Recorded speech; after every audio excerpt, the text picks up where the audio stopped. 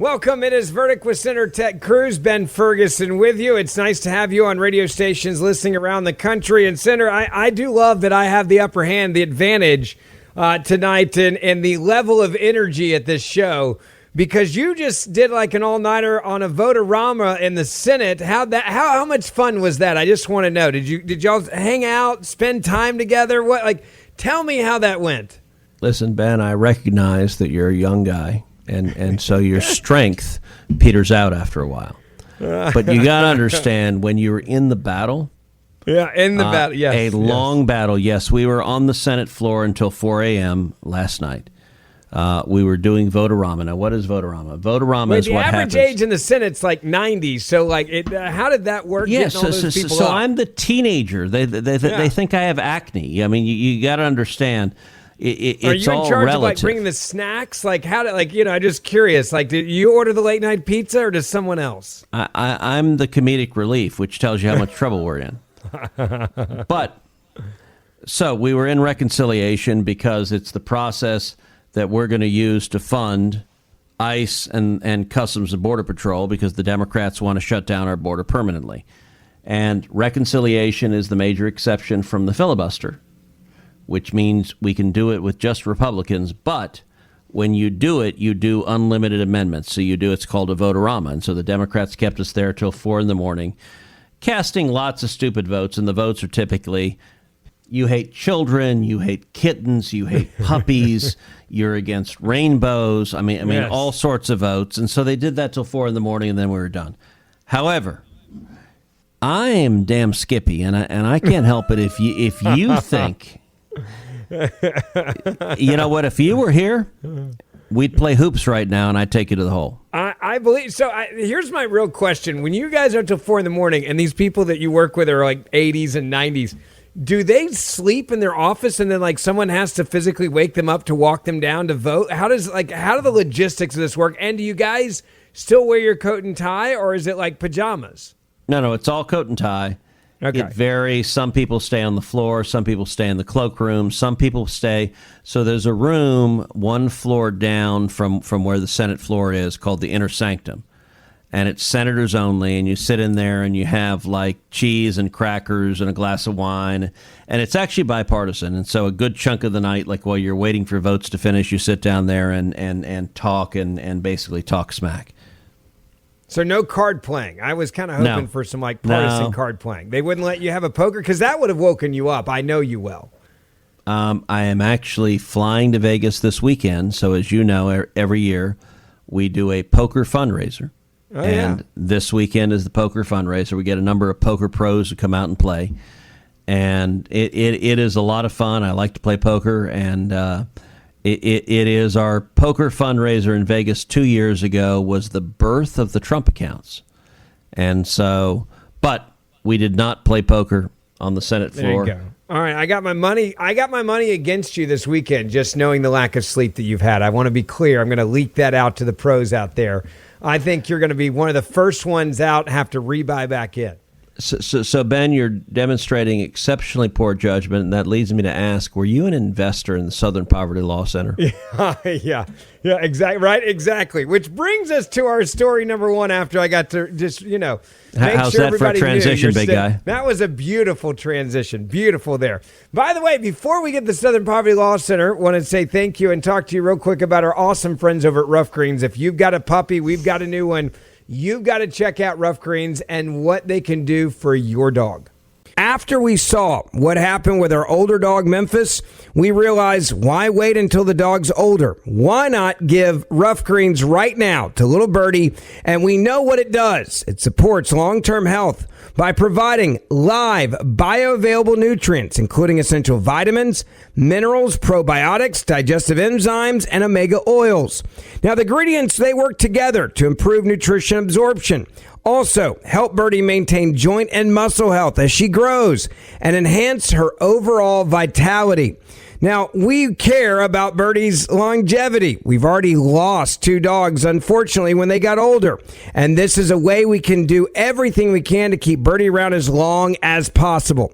Now, there are deficiencies found in processed dog food, but Ruff Greens, it supplements your dog or your puppy's diet with natural antioxidants and anti-inflammatory compounds that help reduce oxidative stress, support immune defense as well, and slow age-related decline. That's what we love the most. Now, it's easy. You're not buying new food. You just sprinkle it on the current food that your dog eats, and bam, they love it. So whether you've got a puppy or an older dog, you need to check out and try Ruff Greens. You will see a difference.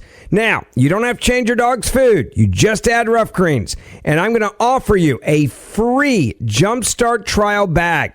You just cover shipping. Use the discount code VERDICT to claim your free Jumpstart trial bag at ruffgreens.com. That's RUFF. Greens with an S.com. Promo code VERDICT. So don't change your dog's food. Just add Ruff Greens and watch the health benefits come alive. All right, Senator, so let's get into the Southern Poverty Law Center. It was, let's just be clear, a group that was supposed to stop the Ku Klux Klan, but instead they decided to fund the Ku Klux Klan. That was just one of the many bigoted racist groups that they decided to actually raise money from people claiming we're trying to stop hate while actually funding the hate so they could then raise money off of the funding of the hate and get a return on their investment. It's like a Ponzi scheme. You can't make it up. This story is one of the most astonishing stories. So the Southern Poverty Law Center has made a business for decades, a business convincing people, convincing liberals, convincing American corporations, convincing just ordinary Americans that there are these vicious, racist America that need to be fought. And their business, and understand, the Southern Poverty Law Center raised hundreds of millions of dollars to fight these racists. What happened this week, the Department of Justice indicted them for money laundering. And the evidence, I could not have made this up. The Southern Poverty Law Center was funding the very bigots and racists that they claim to be fighting. So, for example, here's a story in the Daily Signal. The SPLC was paying the Ku Klux Klan DOJ indictment claims. The Southern Poverty Law Center has raised money for decades claiming to dismantle white supremacy, but it funneled millions of dollars. Let me repeat that, millions of dollars to white nationalist groups, including the Ku Klux Klan, according to the federal indictment handed down Tuesday. The SPLC claims it was funding informants inside the extremist groups. While the SPLC, quote, purports to fight white supremacy and racial hatred, Acting Attorney General Todd Blanche said in a press conference, quote, the SPLC was not dismantling those groups. It was instead manufacturing the extremism it purports to oppose. Blanche highlighted one example from the indictment where the SPLC paid a member of the leadership group that planned the Unite the Right rally in Charlottesville, Virginia in 2017. It is stunning. Liberals funding bigots in order to raise money to fight the bigotry they're funding. There was a lot in the indictment that came out, but there's one theme that Kash Patel made very clear as he was on Sean Hannity's show. He made it real simple what this is about and why they were indicted. Here is Kash Patel in his own words. Money doesn't lie. The charity that supposedly fought the Klan funded the Klan.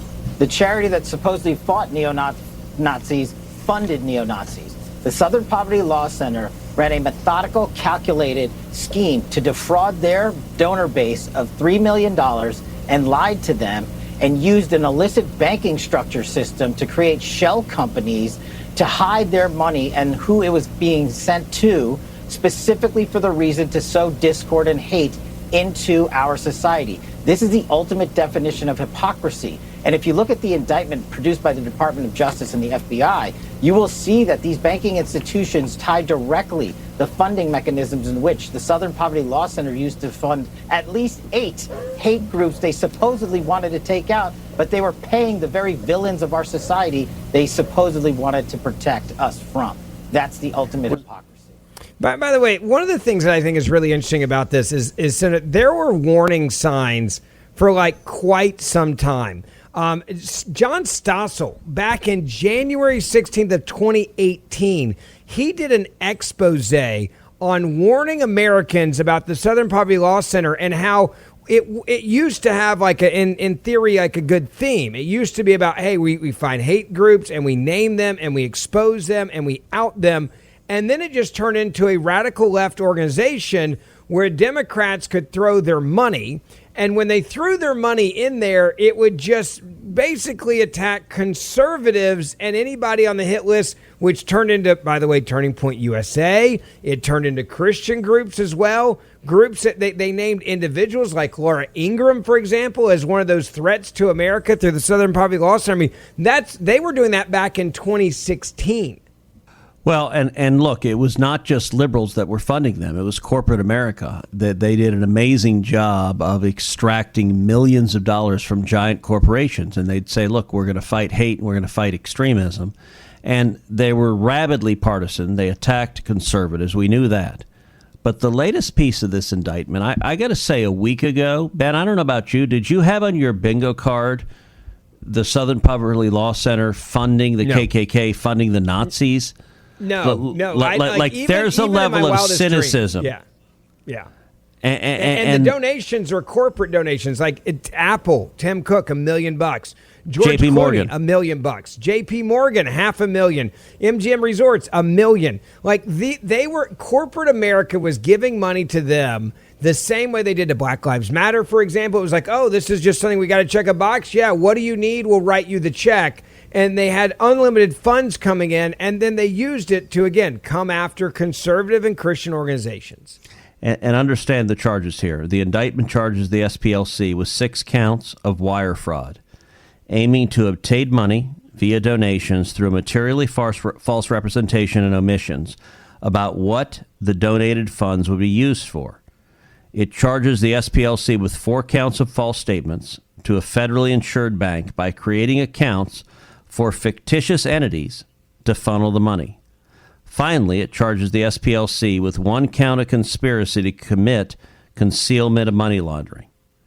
The Justice Department indictment claims the SPLC directed more than $1 million to an affiliate of the National Alliance, more than $300,000 to an affiliate of the Aryan Nations, more than $270,000 to a member of the Unite the Right rally in Charlottesville, Virginia in 2017, more than $140,000 to a former chairman of the National Alliance, more than $73,000 to a former Ku Klux Klan members, and more than $19,000 to the president of the American Front.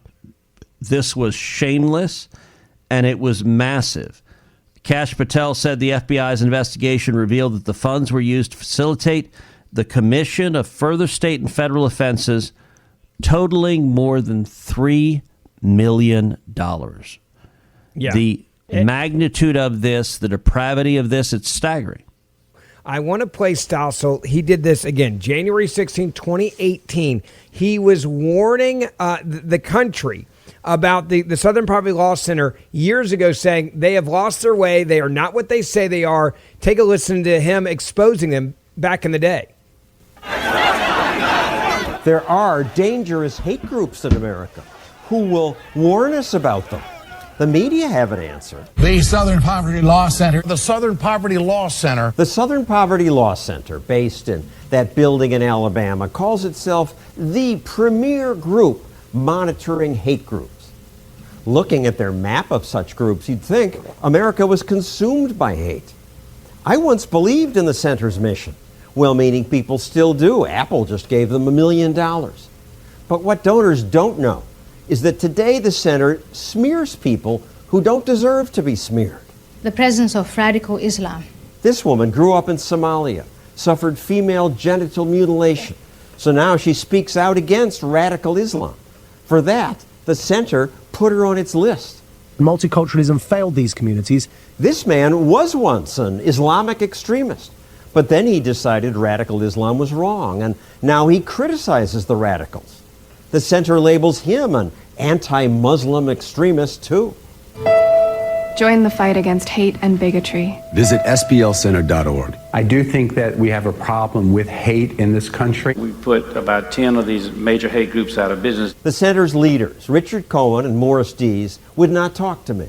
So commentator Nomiki Kantz stepped up to defend them. They have a long history of fighting against extremists like the KKK. Years ago, Harper's Magazine reported that the center's the wealthiest civil rights group in America, one that spent most of its time and money on a fundraising campaign. Now, Morris Dees did once promise to stop fundraising once his endowment hit $55 million. But when he reached $55 million, he changed that to $100 million, saying that would allow them to cease costly fundraising.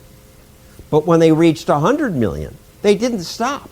Today, they have an endowment that now is over $320 million, much of which is in offshore accounts, Caymans and places like that. How do you know? Oh, we look at their 990s. And it says Cayman Islands? Yeah. They pay some of their people more than $400,000 a year. Senator, we played that warning from Stossel, and this warning from John Stossel was very clear. Follow the money, and that was several years ago when he did that. Now we see where the money was going and who was being defrauded. Many of them were the donors. Do you think people may actually go to jail for some of this? Look, I hope that they do. They were lying. They were deliberately lying and taking the money and sending it to exactly the opposite thing they were claiming they were taking it for. You know, it's interesting. The Southern Poverty Law Center, their business model was saying, we're going to fight hate, we're going to fight racism. Yeah. But they decided there wasn't enough hate and racism in the world, so they needed to pay millions of dollars to the Nazis and the Ku Klux Klan and other racist groups. They paid $270,000 to the Unite the Right rally. Remember, that was the rally in Charlottesville, Virginia. Yeah. You had these young kind of Nazi-looking Aryan boys carrying tiki torches saying, the Jews will not replace us. And the media went crazy and said and blamed this all on President Trump. And if you remember, Joe Biden literally said the reason that he ran for president was because of the Unite the Right rally. Yeah, because of that moment. And what is amazing is we now know that that rally was funded by leftists. And you might say, why? Why would these leftists ostensibly fighting hate be writing checks and paying the Nazis and the Klansmen? Let me just give you a couple of stats. What do you think the revenue for the Southern Poverty Law Center was in October of 2016? What was it? Because October 2016 was when Trump was running. So keep going on this. It was right before the Unite the Right rally. Yep. It was $51,871,438. So $51 million, that's real money. Yeah. What do you think the revenue was 1 year later, October 2017? When Trump was president, what was it? After the Unite the Right rally, it went from $51 million to $133,463,398. It more than doubled. So it turns out the $270,000 that they sent to organize the Unite the Right rally, to put a bunch of racist bigots on TV, more than doubled their fundraising. There is a cynicism there. And you know what? It's not just cynicism, it's fraud, which is why they've been indicted. Well, let me ask you one last question on this. When groups like this get busted this way, I still think the left will defend and protect them at all costs. But is there any way that they actually could have broken so many laws that they could be forced to shut down and the Southern Poverty Law Center would cease to exist, or no? Or is that just wishful thinking? Look, I think there's a very real possibility. This indictment is serious. This evidence is serious. Now, there'll be a trial. We'll see what the evidence shows. But listen to this exchange between a reporter and Todd Blanche, the acting attorney general, on what the allegations and what the evidence are. I just want to make sure I understand. You're alleging that the Southern Poverty Law Center was paying the leaders of KKK and other groups to continue their operations? Is that? I'm not alleging it. The grand jury returned an indictment that says that. And so what the investigation found, according to the indictment that was returned today, is that they were paying. So Southern Poverty Law Center is raising money, asking folks to give them money to dismantle racism, and over a very long period of time, They were using some of the money they raised from donors to pay to, they call them field, basically to informants, for information, for access, to just pay them for certain, to do certain things. And so, yes, that's exactly what the indictment charges. I love the way he's like, that's not what I'm saying. That's what the indictment and the grand jury said here. Like, this seems to be overwhelming evidence for a long period of time. I noticed the words that he used there, the same words that Cash Patel used. This wasn't like a one-off. And this is, I think, what the media has tried to cover this. Like, well, it was just kind of like a one-time thing. This was not a one-time thing. It was over years. Their entire business structure was fund the people we say we hate, raise money off their hate when they go out there, and we'll help them organize. We'll even help book their travel. We'll help book their hotel rooms. That was what was happening, for example, in Charlottesville. For years, for decades, this was going on. And understand, corporate America was responsible. You know how much Apple gave to the Southern Poverty Law Center? Yeah, how much? $1 million. Yep. J.P. Morgan, $500,000. That's a lot of money. A lot of informants, as they described them. And I got to say, you and I both have Apple phones. Did you know when you bought your Apple phone that you were funding the Ku Klux Klan? Did you know that you were funding the Nazis? Yeah, well, I did not. That's what we now know because, and listen, do I think Tim Cook woke up and said, I want to fund the Nazis? No. I think he didn't care. I think he wanted a virtue signal, and the Southern Poverty Law Center appealed to his instincts of we're going to fight hate and the cynicism of the grifters at the SPLC. We're going to take your money, but the problem was they found there wasn't enough racist hate to justify their fundraising, so let's pay people to be even worse. We need flashpoints. So then we can raise more money. Yeah. We need, and by the way, just and that's called fraud. Maybe I'm cynical, but like, when was the last time Apple bought an ad on a conservative station or a conservative radio show or a conservative podcast? When was the last time J.P. Morgan Chase did the same thing? My point with maybe never. Maybe never, yeah. And that's the point here is, like, you and I have joked about this for years. What Democrats have at their disposal to fund their propaganda are the blue chip companies of Wall Street. None of them will touch a conservative show, broadcast, funding of a movie, or anything like that. It's all done when the Reagan movie came out. Nobody in normal America would touch it. Yeah, great movie. No one would touch that because it was about Ronald Reagan, by the way, who's a very popular former president. You would think that Hollywood would get behind that because, if I remember correctly, he was one of their own. He was an actor, and he tried to root out communism in California back in the day. But they won't touch it.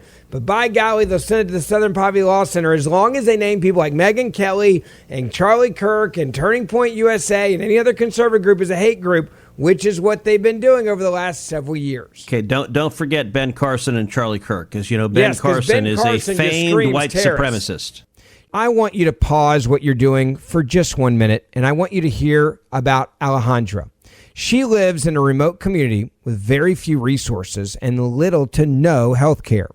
So when Alejandra gets sick, her parents have no real options, no doctors in their community, and no money for real medical care. By the third day, her body was shutting down. She woke up and just long enough to tell her mom, I can't take the pain anymore. I can't keep going. Her parents drove hours to find a doctor who tried everything, but she needed a private hospital, and that was impossible for her family to afford. And that is when Compassion International stepped in. Now, through Compassion, Alejandra was treated, and against all odds, she survived. She lived because someone, just like you, took action. Right now, unfortunately, there are children just like Alejandra who won't survive unless someone like you steps in. Compassion International partners with local churches, providing children with the support that they need, critical medical care, plus food, education, and the hope of the gospel, all in Jesus' name. So help a child just like Alejandra today. You can visit compassion.com. That's compassion.com. Which brings us, by the way, to another point I want to talk about on the show. And you talk about this type of lawfare. You have decided to write another book. This will be news information to people listening on the radio. And this is a book that is a really cool project.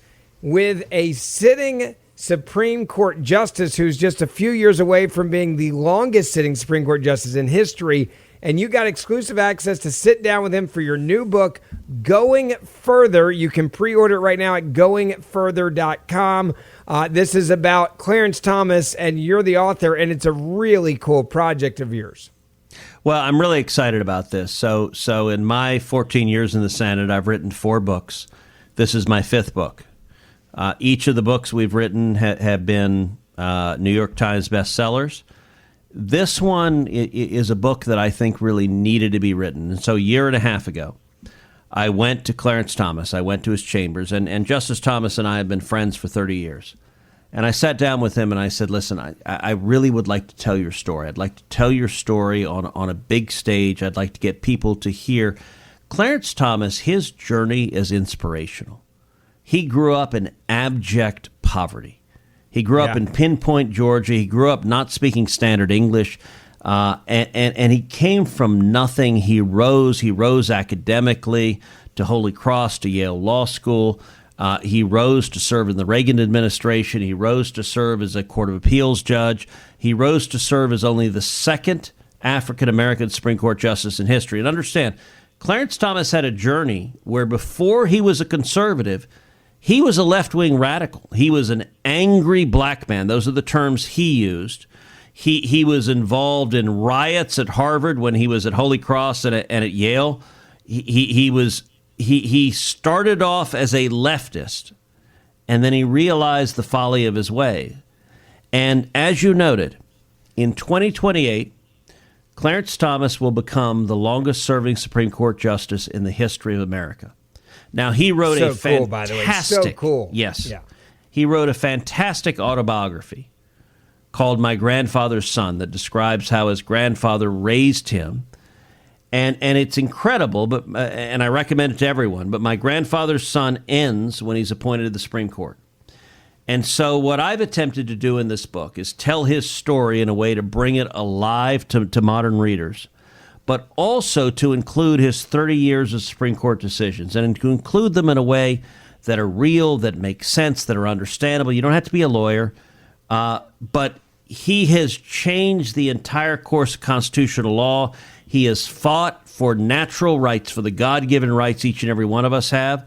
And the website is goingfurther.com, goingfurther.com. You can pre-order the book on Amazon and Barnes & Noble, wherever you get your books. The book will come out in August, but go to goingfurther.com and order it now. And this book makes a fantastic gift for your kids, for your grandkids. Clarence Thomas, I believe, is an American hero, and we tell his story in the book Going Further. There was a very interesting flashpoint that happened that was underreported or just not even touched at UCLA with a conservative speaker that was coming to the law school. And I want to be clear. I have no problem with protests on college campuses. I think it's great. That's outside. Disrupting and silencing a conservative speaker or a liberal speaker in the venue, that is completely different. UCLA did nothing to, in essence, stop this from happening, silencing a conservative speaker. And it's now gone viral on YouTube and on X, thank goodness, on social media. I want to get your reaction to this because it was pre-planned and UCLA, they didn't do enough to stop it at all. Well, listen, everyone has a right to protest. You have a right to speak. But what you don't have a right to do is engage in what's called the heckler's veto. You don't have a right to silence a speaker you disagree with. And that's what the left does. The left is terrified of opposing views. They do this frequently. So what happened, UCLA Law School invited a lawyer from the Department of Homeland Security to come talk. The Federalist Society at the law school did. And leftists came and deliberately disrupted the event. And I got to say, this reminded me of an event that happened a couple of years ago at Stanford Law School, another California law school, where Kyle Duncan, who was a federal appellate judge from the Fifth Circuit, spoke. And you had law students who screamed and yelled and said that they hoped that his daughters were raped. I mean, it was really twisted. And I got to say, look, I'm a lawyer. I'm a law school graduate. I'm a member of the bar. Any lawyer, if you're a member of the bar, you, number one, have to pass a character and fitness test. And if you're in front of a judge, I got to tell you, if you're a lawyer and you scream and curse at the judge and say you hope that his daughter was raped, you will be held in contempt and go to jail. Like, that is not compatible with actually being a lawyer.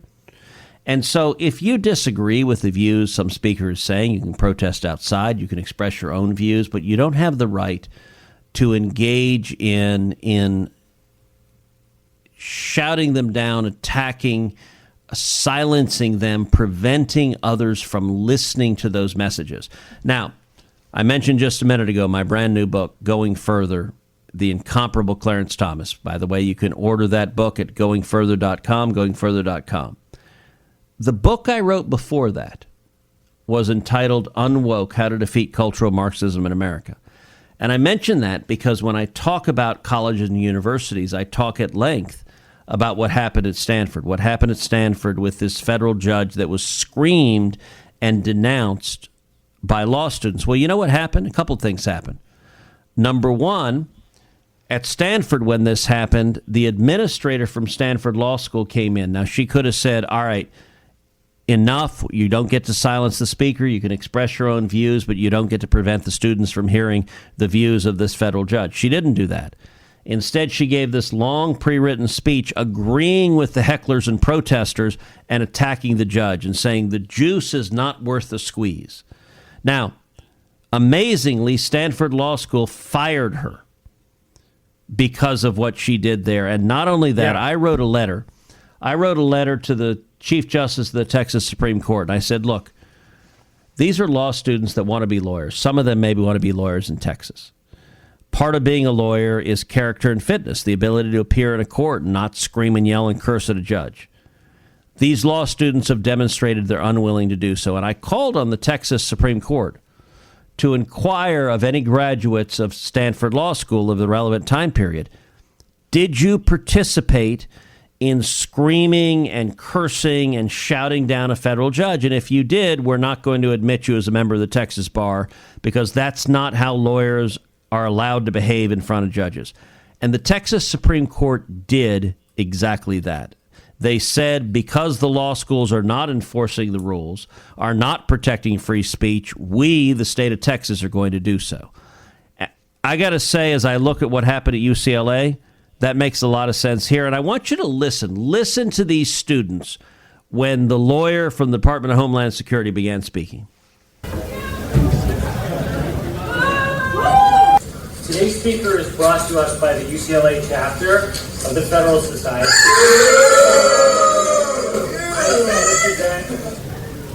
I have to see what you don't have. First of all, thank you for having me. You're welcome. My parents actually met at UCLA, I guess, in California. In law school, they sort of train you to go read case law and then find case and know about it. Like, that's really talking very well. Most of the time, as you'll find here, anyone who is coming in illegally is paying a significant payment of tax. And they typically don't have the cash for it. So typically what happens is they will basically agree, the cartels will help them enter, and then they will get to their final destination, they'll be responsible for paying off the debt. I mean, so when you're in a situation where you're working. You look at this, and some of these that are up there, that just so people on radio and listening on the podcast, they're holding up signs, some of these kids, after booing, with F-bombs and other things in the face of this speaker. And these are not just random kids. These are people that are in law school. And they're playing their phones. They're holding up their phones and making noises to shut down the speaker. So the noises you heard there are they're holding up their phones, and they did this throughout the speech. And this is an example. If you disagree with the speaker, although I'll point out they don't even know if they disagree with the speaker because they didn't actually listen to what he had to say. But if you disagree with the speaker, Southern Poverty Law Center was paying for part of this. That's not a crazy question. I mean, seriously, this is the type of stuff they would sponsor and pay for. Look, the amazing thing about leftists is they're so angry, and they're not willing to actually confront substance. So, all right, let's say you're a UCLA liberal and you don't like the Trump administration's immigration policy. Okay. Yeah. You could lay out your view of why you think you should have a different policy. But you don't see anyone there confronting, was 12 million people invading this country over the 4 years of Biden a good thing? Was the Biden administration releasing thousands of murderers and rapists and child molesters and drunk drivers and gangbangers a good thing? They don't address that because those are actual facts. Those are actual facts that resulted in Americans being murdered, being assaulted, and women being raped and children being raped. They don't want to engage in that. I'm perfectly fine if these leftists want to go have a protest outside and say, we love open borders, invade our country, which sadly seems to be the view of the leftist. Yeah. But they're not actually engaging in ideas. They're trying to use oppression. If you disagree with someone, respond with reason and logic. Don't respond with bullying and force and essentially trying to stifle free speech. And where the hell was the administration of UCLA? Why was there no administrator there saying, no, you don't get to shut this event down just because you disagree? Yeah, well, it's probably because they had no problem with the people that were holding up the F-bomb signs in the classroom in law school at UCLA. I say it all the time. Watch where you send your money and really watch where you send your kids to school because they will indoctrinate the hell out of them and they can turn into this. Don't forget, download Verdict with Ted Cruz wherever you get your podcasts. We do the show Monday, Wednesday, Friday, and the Senator and I will see you back here on this radio station next week as well.